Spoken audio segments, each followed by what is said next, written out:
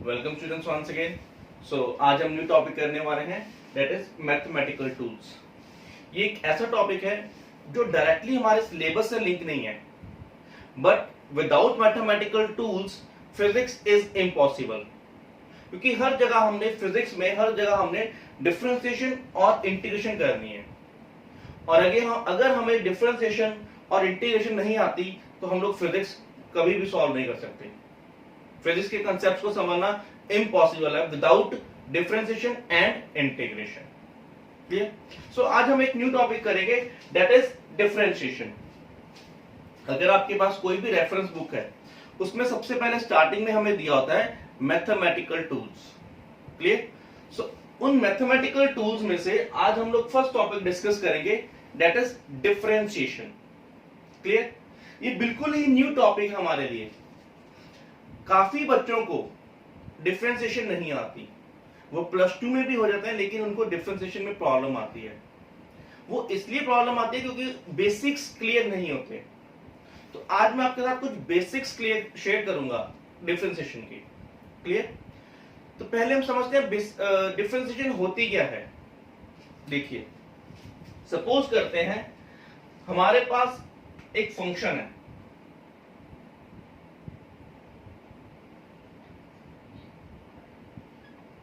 अब फंक्शन क्या होता है? Suppose we have two variables like y is equals to x square. All of you know variables are those quantities which can change. जो quantities change हो सकती है उनको हम वेरिएबल्स बोलते हैं। क्लियर? अब यहां पे मेरे पास x भी वेरिएबल है और y भी वेरिएबल है। एक इक्वेशन है मेरे पास, मैंने कोई भी इक्वेशन ले ली रैंडमली। अब देखिए, नाउ इफ x इज 1, अगर x की वैल्यू 1 है, then y will be 1. If we will put 1 here, 1 square, तो आंसर will be 1. क्लियर? तो इस तरीके से हम लोग वैल्यू सॉल्व करते जाएंगे। अब देखिए, what if x is 2, then y will become 2 square, answer will be 4. What if x is 3, then y will become 9. So ये देखिए, इस इक्वेशन में हमें पता लग रहा है कि जो y की वैल्यू है, ये जो y की जो वैल्यू है, ये किस क्वांटिटी के ऊपर डिपेंड कर रही है? It depends upon the value of x. Clear? So इसलिए हम लोग यहां पर x को बोल सकते हैं x is a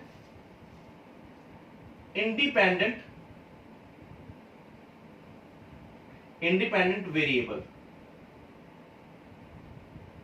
but y is a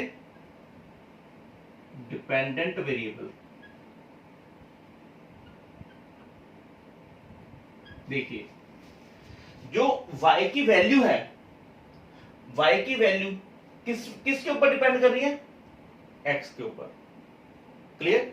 जो y की वैल्यू है वो किसके ऊपर डिपेंड कर रही है? x की वैल्यूज के ऊपर। तो इसीलिए हमने बोल दिया y इज अ डिपेंडेंट। वो किसके ऊपर डिपेंड कर रहा है? x के ऊपर, and x is independent variable. Clear? तो मैंने अब स्टार्टिंग में सबसे पहले लिखा था फंक्शन। फंक्शन क्या होता है? Function is a relation between two variables, दो वेरिएबल्स का रिलेशन। क्लियर? दो वेरिएबल्स के बीच में रिलेशन जो होता है, दैट इज फंक्शन। अब देखिए इधर,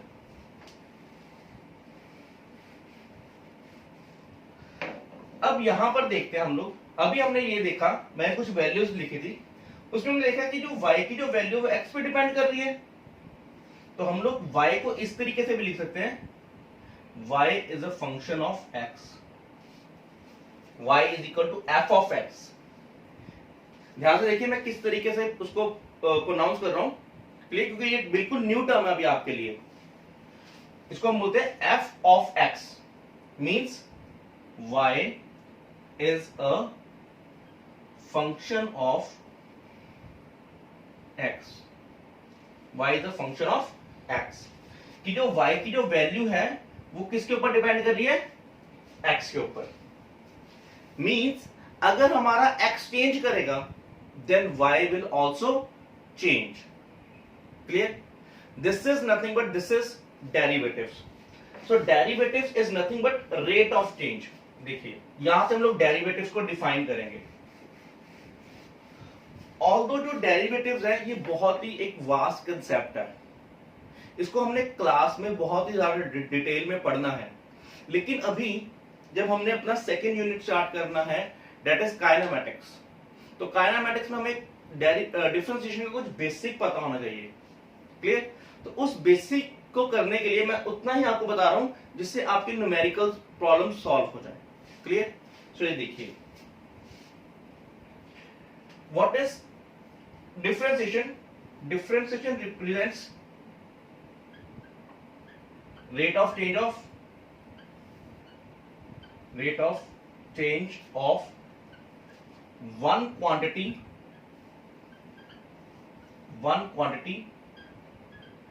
with respect to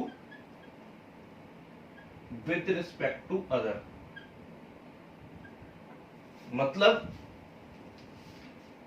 मतलब कि अगर हमारे पास कोई भी एक क्वांटिटी चेंज हो रही है विद रिस्पेक्ट टू अदर, किसी दूसरी क्वांटिटी को चेंज करने के साथ फर्स्ट क्वांटिटी में अगर कोई चेंज आ रहा है तो हम लोग कह देंगे दैट इज डेरिवेटिव्स।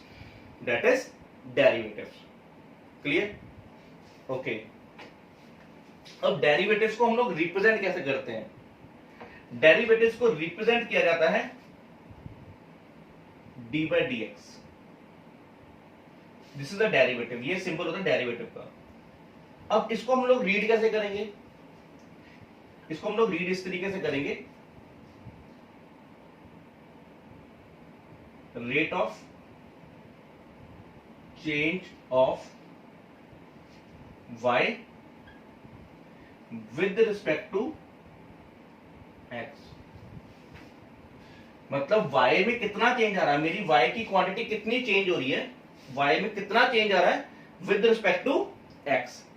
x को चेंज करने से अगर सपोज करिए मेरा जो y है, मैं अभी तक यही कंसीडर कर रहा हूं कि जो मेरा y है it is a function of x, मतलब जो y की वैल्यू है वो x पे डिपेंड कर रही है। Clear? So rate of change of y means अगर हम लोग x को चेंज कर रहे हैं तो हमारा y में कितना चेंज आएगा, that quantity will represent the derivative. That quantity will represent the derivative. और हम इसको ऐसे भी लिख सकते हैं, derivative of y with respect to x। Derivative of y with respect to x। Clear? तो इसको ये अभी हमने ये करे डेरिवेटिव्स करने हैं। क्लियर? देखिए मैं एक एग्जांपल लेता हूं आपके लिए, डेली लाइफ एग्जांपल लेता हूं। डेरिवेटिव के जो फॉर्मूला है वो तो अभी मैं कराऊंगा आपको, लेकिन एक एग्जांपल लेना चाहता हूं मैं आपको, एग्जांपल से थ्रू समझाता हूं डेरिवेटिव्स क्या होते हैं। आप लोगों को याद होगा हम लोग 9th क्लास में पढ़ते थे एवरेज वेलोसिटी। एवरेज वेलोसिटी क्या होता है, v average is equals to total distance upon total time. इसको हम ऐसे भी लिख सकते थे x2 minus x1 upon t2 minus t1, ऐसे लिख सकते हैं हम लोग। ओके ये जो चेंज इन x है, चेंज इन x मतलब x क्या रिप्रेजेंट कर रहा है, पोजीशन, पोजीशन को, तो इसको मैं ऐसे लिखता हूं डेल्टा x, इसको रीड करते हैं डेल्टा, इसको बोलते हैं डेल्टा। क्लियर? डेल्टा क्या रिप्रेजेंट करता है, चेंज। तो डेल्टा x का मतलब final position minus initial position, x2 minus x1।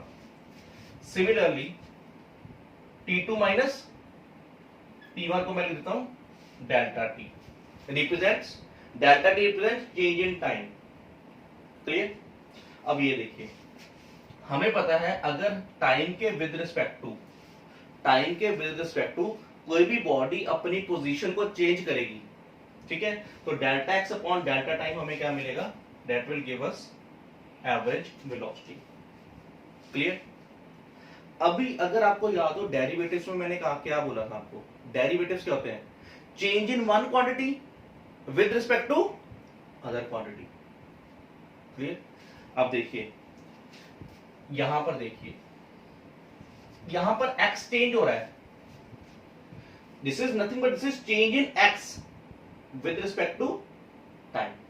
तो टाइम के साथ साथ अगर बॉडी की पोजीशन चेंज हो रही है तो मैं क्या बोलूंगा, दीज आर ऑल्सो डेरिवेटिव्स।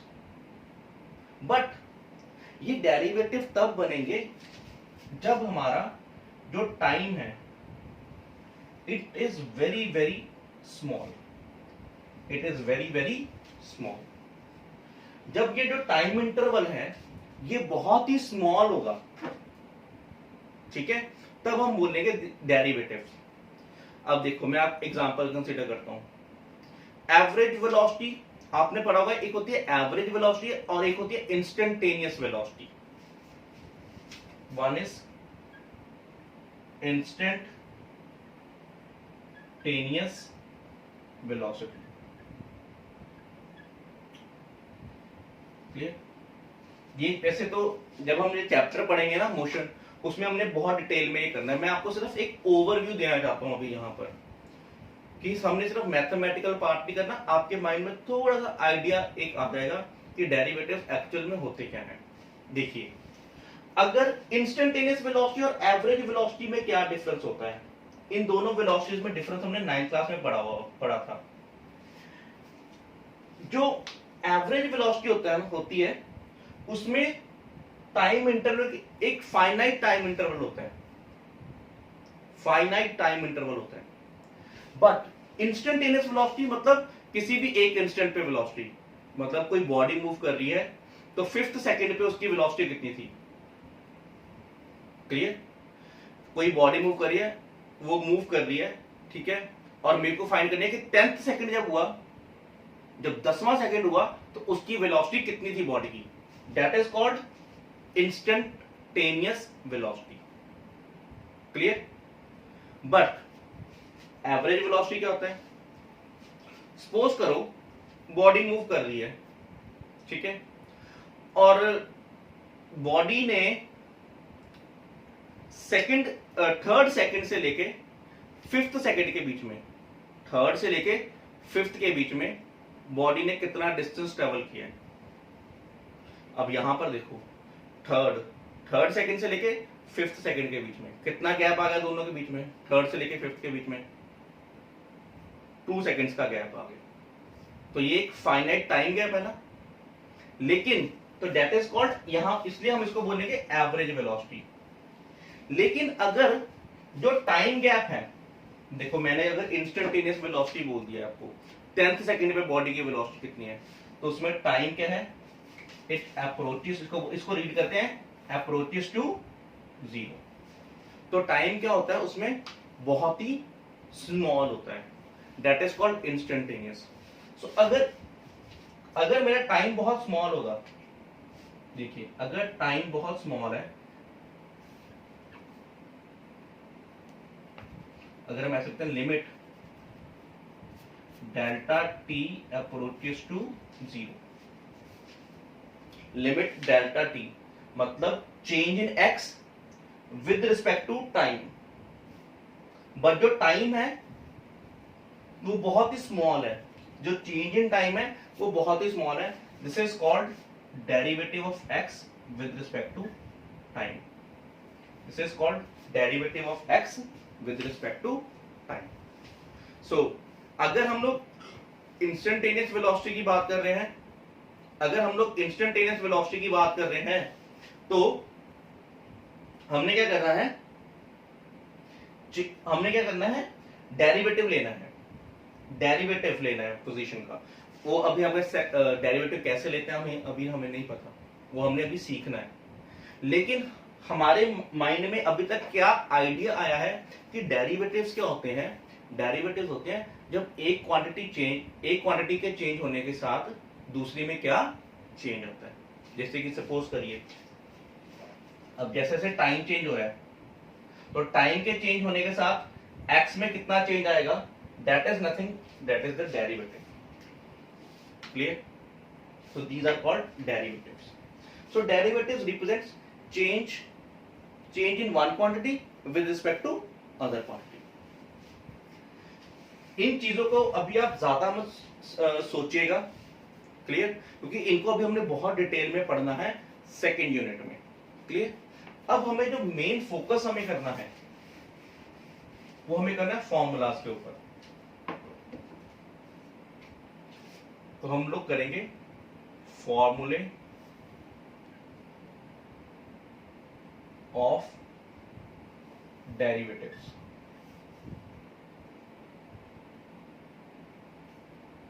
हमारा ये जो मेन लेक्चर है ये इन्हीं फॉर्मूलाज को सीखने के लिए है। क्लियर? हमने डेरिवेटिव के फॉर्मूला सीखने हैं। तो देखिए किस तरीके से। अब सपोज करिए मेरा जो y है वो एक कांस्टेंट क्वांटिटी है। क्लियर? जो y है वो कांस्टेंट है। तो अगर मैं डेरिवेटिव लेता हूं y का विद रिस्पेक्ट टू x तो आंसर आएगा 0। अगर y, ये मेरा फर्स्ट फॉर्मूला है, अगर y कोई भी कांस्टेंट क्वांटिटी है तो अगर मैं इसका डेरिवेटिव लूंगा तो आंसर आएगा 0। क्यों? देखिए, सपोज कर लेते हैं, एक एग्जांपल कंसीडर करते हैं। सपोज करिए y is equal to 5। Constant quantities वो होती हैं जो चेंज नहीं करती। क्लियर? अब देखिए, मैंने कहा था इस टर्म को कैसे रीड करना आपने। इस टर्म को हम लोग रीड करते हैं इस तरीके से कि x के चेंज होने के साथ y में कितना चेंज आएगा। क्लियर? इसी तरीके से रीड करते हैं हम इसको। सपोज करिए अब हमारे पास y की वैल्यू कितनी है, 5। तो मैंने यहां पर y की जगह क्या पुट कर दिया, 5 पुट कर दिया। Clear? In place of y I put 5, क्योंकि y की वैल्यू क्या है, 5 है। देखिए, तो अब हमें पता है कांस्टेंट क्वांटिटीज तो वो होती हैं जो चेंज करती ही नहीं है। तो अब चाहे x जितना मर्जी चेंज हो, क्या 5 में कोई चेंज आएगा?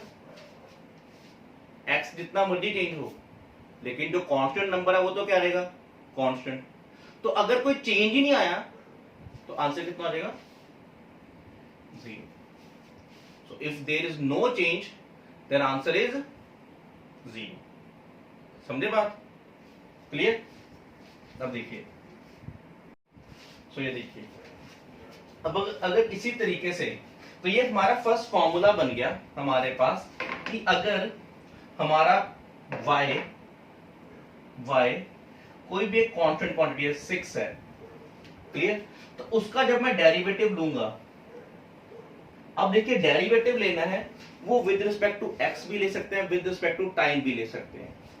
तो किसी भी चीज के टाइम, जैसे सपोज करिए टाइम के विद रिस्पेक्ट टू मैं लेता हूं। क्लियर? तो यहां पे हम लोग पुट कर देते हैं d/dt ऑफ y की वैल्यू पुट कर दिए 6। अब देखिए, सपोज करिए मेरी पॉकेट में 6 रुपीज है। क्लियर? लेकिन टाइम के चेंज होने के साथ वो 6 रुपीज 7 थोड़ी ना बन जाएंगे। 6 तो एक कांस्टेंट नंबर है। क्लियर? तो कांस्टेंट नंबर में कोई चेंज नहीं आएगा, कांस्टेंट नंबर तो कांस्टेंट रहेगा।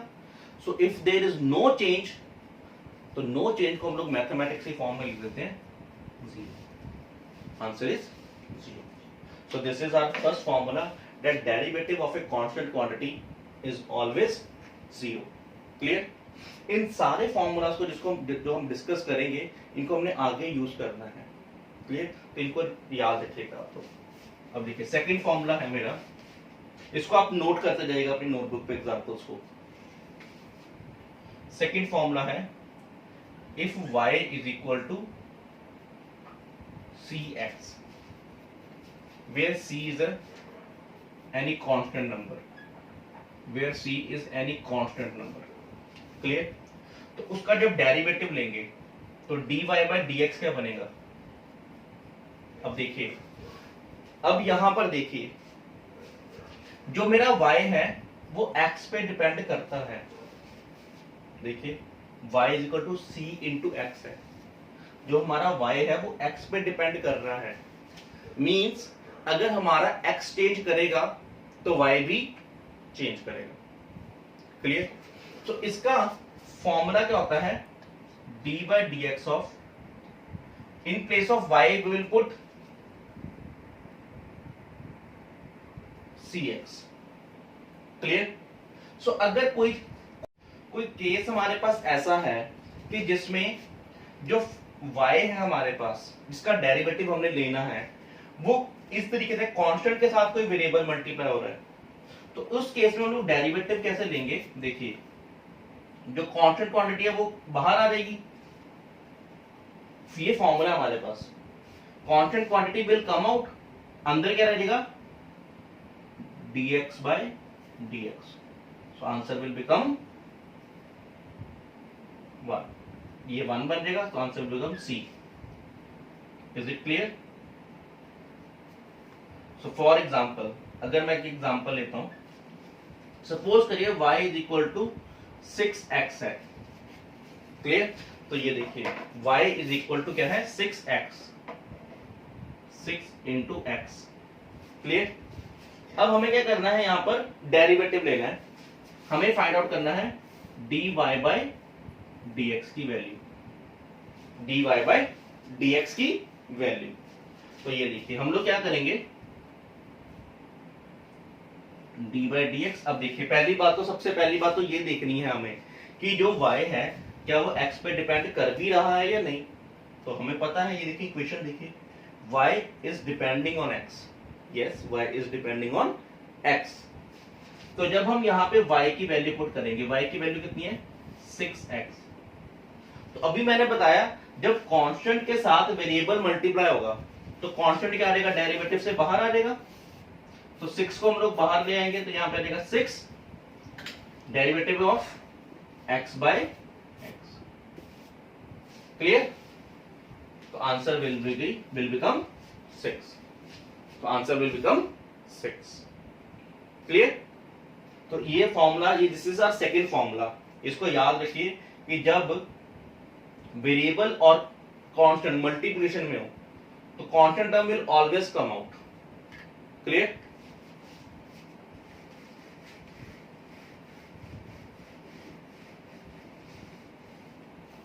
Next is formula number 3, that is if y is equal to x raised to the power n।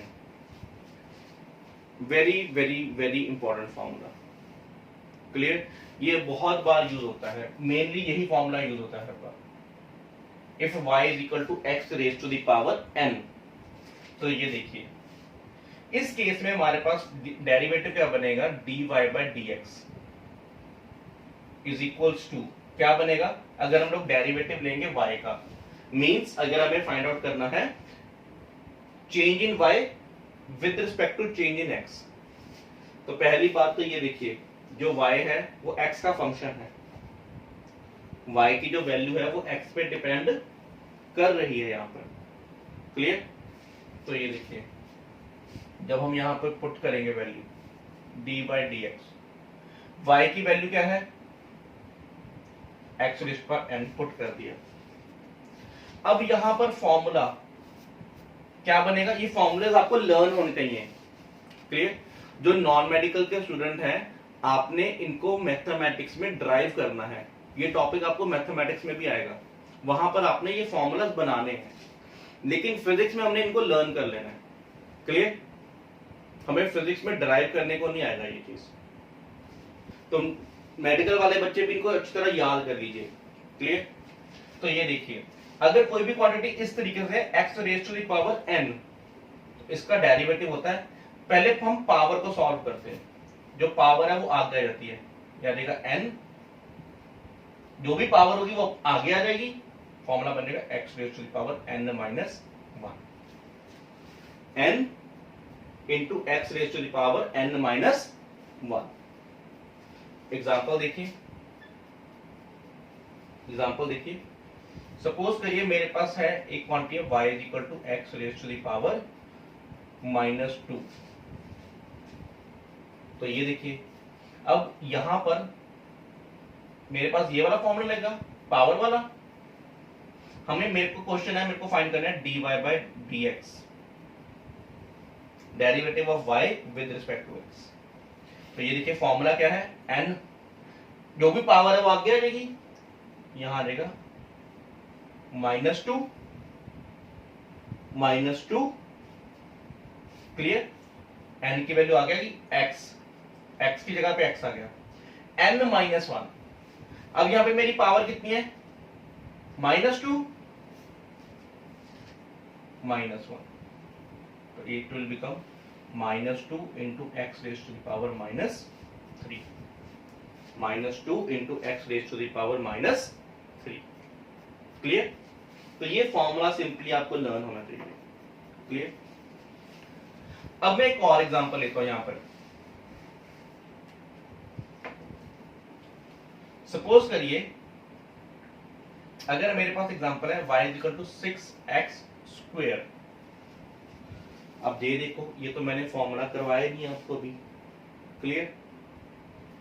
इसको हम इस तरीके, चलो मैं इसका फॉर्मूला बना देता हूं पहले आपको, फोर्थ फॉर्मूला बना लेते हैं इसको, y is equal to cx raise to the power n। इसमें हम सेकंड वाला फॉर्मूला ही यूज करेंगे दोबारा फिर से। तो dy बाय dx क्या होगा, y की वैल्यू पुट कर देंगे cx raise to the power n। देखिए, अब मैंने कहा था अगर कांस्टेंट के साथ वेरिएबल मल्टीप्लिकेशन में हो तो कांस्टेंट को हमेशा सबसे पहले बाहर निकाल लीजिए। तो कांस्टेंट टर्म बाहर आ गई c, डेरिवेटिव किसका रह गया, x raise to the power n। Constant term अगर बाहर आ गई तो अंदर क्या रह गया, x raise to power n रह गया अकेला। तो अब देखो c को as it is into c को एज इट इज लिख देंगे। अब x raise to the power n का फॉर्मूला क्या होता है, ये हमने ऊपर बनाया हुआ है, x raise to the power n का फॉर्मूला होता है, ये देखिए सेम हम लोग यहां से फॉर्मूला उठाएंगे और इसको यहां पे पुट कर देंगे, आंसर आ जाएगा n into x raise to the power n minus 1, c into n x raise to power n minus 1, clear. अब मैं आपके लिए क्वेश्चन सॉल्व करता हूं।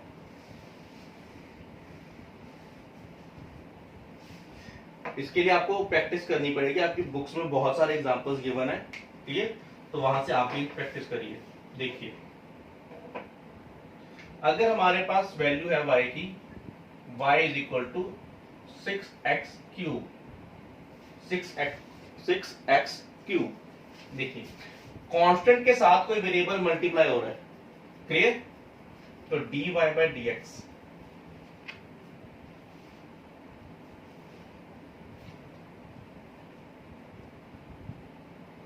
y in place of y मैंने वैल्यू पुट कर दी y की, क्लियर। तो ये देखिए, अब देखो इसका फॉर्मूला क्या है, जो कांस्टेंट है वो बाहर आ जाएगा, 6 बाहर आ गया, क्लियर। कांस्टेंट बाहर आ गया, डेरिवेटिव किसका लेना है अब हमने, x³ का, derivative of x³ with respect to x, clear. तो ये देखिए हमें पता है यहां पर फॉर्मूला लगना है x raise to the power n वाला फॉर्मूला। तो उसमें क्या था, x raise to power n वाले फॉर्मूला में जब भी हमारे पास होता है डेरिवेटिव लेना होता है हमने x raise to power n का, तो फॉर्मूला होता है n into x raise to power n minus 1। तो n आगे आ जाता है। अब इस केस में हमारे पास n की वैल्यू कितनी है, 3 into x raise to power 3 minus 1। Answer will become 6 into 3 18, x 3 minus 1 is x square. तो answer will be 18x square, clear. So next is fifth formula. Clear? अब हमारे पास होता है प्रोडक्ट रूल। क्लियर? तो अगर हमारे पास y is equal to u into v है, इसको होता है product rule.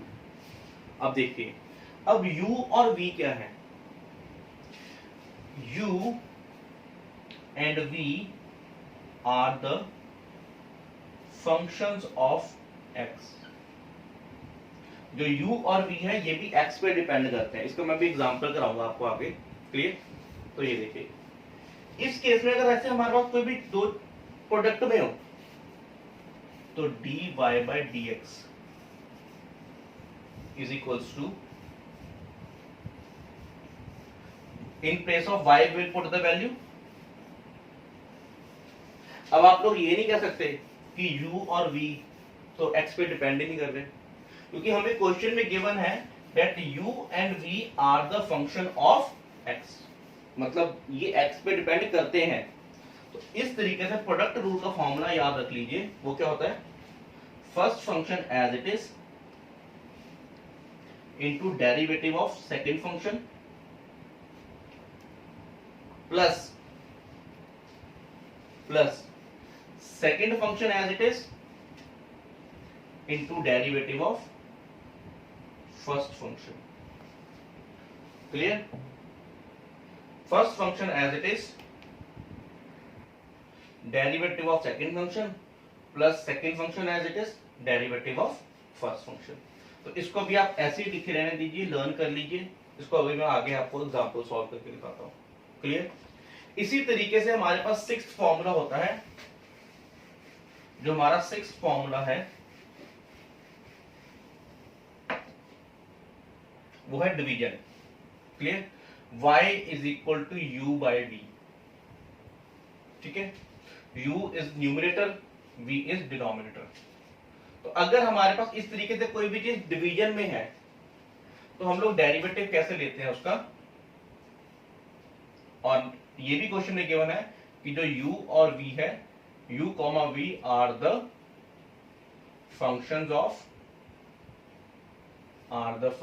Of x। Clear? तो ये देखिए, तो dy by dx क्या होगा हमारे पास? dy by dx, तो dy by dx will be equals to, ध्यान दीजिए, डिनोमिनेटर का स्क्वायर।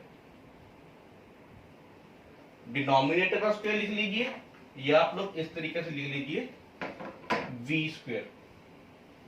v स्क्वायर ये फॉर्मूला है, आपको याद करना पड़ेगा। डिनोमिनेटर का square into denominator as it is derivative of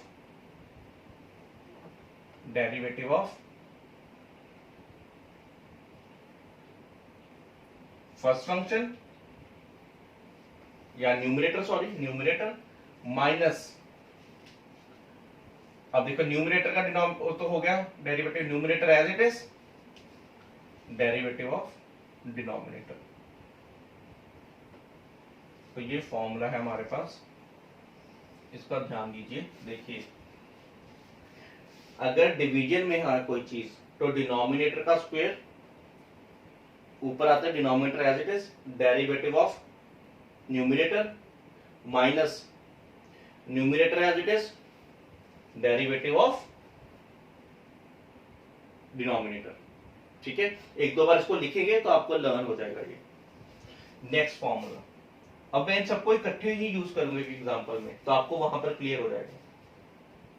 suppose करिए मेरे पास कोई इक्वेशन है y is equal to u plus minus v plus minus w, where u, v and w are the functions of x। Plus minus का मतलब वो plus भी हो सकते हैं, माइनस भी हो सकते हैं। क्लियर?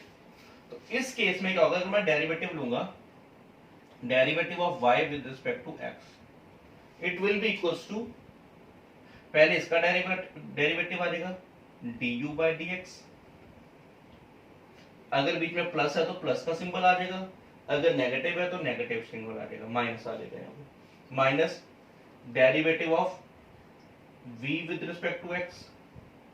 अगेन अगर प्लस है तो प्लस आ जाएगा, अगर माइनस है तो माइनस आ जाएगा फिर इसका।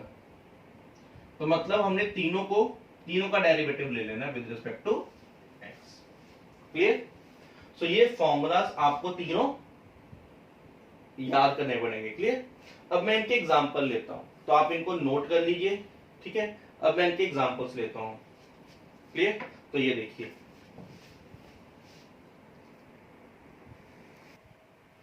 स्टूडेंट्स अब मेरे पास कुछ एग्जांपल्स हैं। ये देखिए, यहां पर मैंने यही तीनों फॉर्मूलाज यूज करने हैं। ठीक है, और आंसर निकालना है। तो फर्स्ट फॉर्मूला देखिए, हमारे पास y की वैल्यू गिवन है। तो अगर मैं सॉल्यूशन निकालता हूं फर्स्ट वाले का, y is equals to x plus under root of x प्लस 1 by under root of x। Clear? और हमें फाइंड करना है dy बाय dx। तो यहां पर देखिए d बाय dx, यहां पर हम लोग फॉर्मूला यूज करेंगे, formula number 7, u plus minus w वाला, v वाला प्लस w वाला। क्लियर? तो ये देखिए, सबसे पहले हम इसका डेरिवेटिव ले लेंगे, plus d by dx of derivative of this term. तो ये देखिए, इसको मैं ऐसे लिख सकता हूं x raise to the power 1/2 under root में है, plus d by dx of, इसको मैं ऐसे लिख सकता हूं x raise to the power -1/2, क्योंकि आपको पता है 1 by under root 2, under root x का मतलब होता है ये, और अगर हम उसको पावर को ऊपर ले जाएंगे तो ये बन जाएगा x रेज पर -1/2। इस तरीके से भी लिख सकते हैं इसको। क्लियर? तो ये देखिए, अब तो इसको सॉल्व करेंगे, dx by dx is 1 plus, यहां पर कौन सा फॉर्मूला लगेगा, x raise to the power n वाला फॉर्मूला। तो ये आ जाएगा, यहां पे हमारे पास 1/2 आगे आ जाएगा। क्लियर? इनटू, अब देखिए x आ जाएगा into x n minus 1, 1/2 minus 1, plus यहां पर देखिए अगेन पावर आगे आ जाएगी, तो पावर कितनी थी, -1/2, पावर आगे आ गई, into x raise to the power n minus 1, तो यानी -1/2 माइनस 1। ठीक है, तो इसको सॉल्व कर लेते हैं। अब तो सिंपल मैथमेटिक्स है। यहां आ जाएगा 1 plus 1/2 x raise to the power half minus 1 is -half. Clear? Minus plus minus minus, -1/2 x raise to the power -3/2। तो this is our answer. Clear? तो इस तरीके से हम लोग डेरिवेटिव को यहां पर सॉल्व करेंगे। क्लियर? अब ये देखिए, अगर हम लोग सेकंड क्वेश्चन की बात करें, जो सेकंड क्वेश्चन है हमारा ये वाला, उसमें अगर हम डेरिवेटिव लेंगे d by dx of y। Clear? तो यहां आ जाएगा सबसे पहले इसका derivative d by dx of 5x की power 4 plus d by dx of 3x raise to the power 3/2 plus d by dx of 6x। तो ये देखिए क्या बनेगा इधर। अब यहां पर कांस्टेंट इनटू वेरिएबल वाला फॉर्मूला लग रहा है, तो constant term will come out, यहां आ जाएगा 5 into D by dx of x raise to the power 4। Clear? Plus again 3 will come out into D by dx of x raise to the power 3/2 plus, अब यहां पे constant into variable है, constant will come out into derivative of. Clear? So ये देखिए, यहां पर x raise पर n वाला फॉर्मूला अप्लाई कर देते हैं। वो क्या होता था, n into x raise to the power n minus 1, क्या रहेगा 4 into x raise to the power 4 minus 1 plus 3 into 3/2 x raise to the power n minus 1, 3/2 minus 1 plus 6 ये कैंसिल हो गया, तो आंसर आ गया हमारे पास 5 into 4 20 x क्यूब प्लस 9/2, ठीक है जी, 9/2 x raise to the power 1/2, 3/2 minus 1 is the answer is 1/2 plus 6 plus 6. Clear? So this is our answer. Clear है? तो इसी तरीके से हम थर्ड वाले को यूज करेंगे, थर्ड वाला क्वेश्चन सॉल्व करेंगे। तो देखिए थर्ड वाले को किस तरीके से सॉल्व करेंगे। अब हम लोग यहां पर प्रोडक्ट है तो प्रोडक्ट रूल लगेगा थर्ड सॉल्यूशन में। तो देखिए थर्ड सॉल्यूशन में क्या था, first function as it is, तो first function as it is 3x² + 7 as it is आ जाएगा, into derivative of second function. Second function कौन सा है, 6x + 3, clear, plus second function as it is 6x + 3 as it is into derivative of first function, मैं यहां पर लिख देता हूं d/dx ऑफ 3x² + 7, क्लियर। अब इसको सॉल्व कर लेंगे। देखिए ये तो एज इट इज टर्म आ जाएगी, 3x² + 7 एज इट इज आ गया इनटू, अब यहां पर देखो दो वेरिएबल्स हैं, दो वैल्यूज आ रही है, प्लस में है, तो यहां पे again we will apply formula number 7। वो क्या था, first derivative of we will take 6x, then derivative of 3 plus again we will apply this technique here, 6x + 3 into d/dx of 3x² plus d/dx of 7, clear. So ये देखिए 3x² + 7, इसको solve करेंगे, यहां पर formula लगेगा formula number 2, 6 × x, तो constant will come out, क्या रह जाएगा अंदर, dx/dx, आंसर आ जाएगा 1, प्लस यहां पर लगेगा formula derivative of a constant term, 3 is a constant number, तो answer will be C, plus 6x + 3 into again देखिए यहां पर 3 बाहर आ जाएगा, x² का डेरिवेटिव क्या होता है, n आगे आता है, x⁻n - 1, x⁻2 - 1, आंसर आ जाएगा 1, प्लस डेरिवेटिव ऑफ 7 इज 0। तो अब प्योरली मैथमेटिक्स है, ये आप लोग सॉल्व करिए, क्लियर, और इसका आंसर फाइंड आउट करिए, ठीक है जी। तो अब देखिए नेक्स्ट फॉर्मूलाज अब हम देखते हैं। सो देखिए नेक्स्ट है चेन रूल। अब चेन रूल क्या कहता है, if y is a function of u and u is a function of x, तो जो डेरिवेटिव होगा y का, clear, it will be equals to, इसको हम लोग इस तरीके से लिखेंगे, अगर सपोज करिए हमारे पास इस तरीके से है, y is equals to x raise to the power n, ये u raise to the power n, clear. अब हमें लेना है derivative of y with respect to x।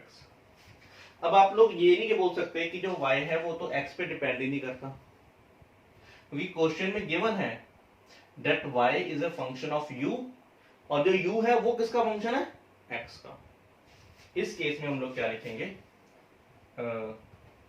d/dx, in place of y we will put the value u raise to the power n, power वाला formula लगेगा n आगे आ जाएगा, यहां बच जाएगा हमारे पास u n माइनस, पहले हमने पावर को सॉल्व किया, अभी मैंने डेरिवेटिव लिया नहीं यहां पर, पहले हमने पावर को लिखा n u रेस्ट पर n minus one into d u by d x. This is called chain rule. मतलब हमें चेन, पहले हमने पावर को सॉल्व करना है, फिर हमने u का डेरिवेटिव लेना है। एग्जांपल लेता हूं मैं आपके लिए, सपोज करिए y is equal to x square plus 2 की पावर 3 है, एक्स स्क्वेयर प्लस 2 की पावर 3। तो ये जो चीज है इट इज u, और ये देखिए इसका डेरिवेटिव कैसे लेंगे हम।